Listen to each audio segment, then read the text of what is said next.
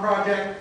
He has been involved with things American and Vietnamese for a long period of time, since he served in Vietnam in 68, 69.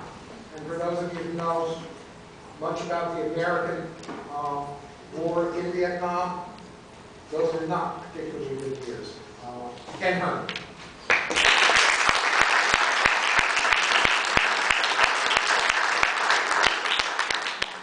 I am the oldest person in this room. If it weren't for Cynthia and Carl, I would have been up here 45 minutes ago talking. I was told I now have 1 minute and 13 seconds. We all get to eat brownies a little later.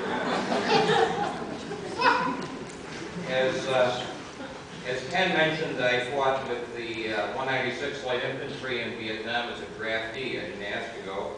Wouldn't have been part of an all-volunteer force. Tried to enlist in the National Guard after I got my draft notice in 1967. In those days, the National Guard wasn't forced to go to Vietnam, and they wouldn't let me in. So I tried the reserves, and they weren't forced to go either, and they wouldn't let me in. I didn't want to live and drink Labatt's the rest of my life in Canada, so since I had an aunt who lived in Sweden, I detested her, I decided I'd go to Vietnam. And I did. And when they trained me to go to Vietnam, they didn't prepare me at all, nor did they prepare anybody else for what they were going to encounter. When I was a little kid, believe it or not, and those of you who are students of mine or have been students of mine probably would be shocked, I went to Catholic school. And when I went to Catholic school, I was told that communists were the devil. And as the devil, they detested anything that was holy, good, sacrosanct, or even civilized. And we were going to Vietnam to fight communists. We were going to be on the side of God.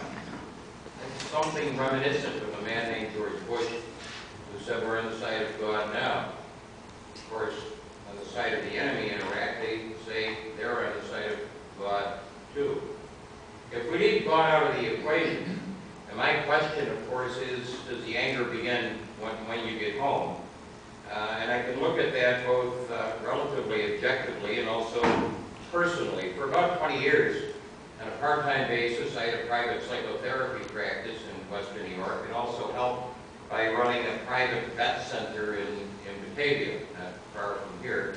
All of that geared initially to be able to provide therapy for vets, men and women, primarily men, who fought in Vietnam, fought in the first Gulf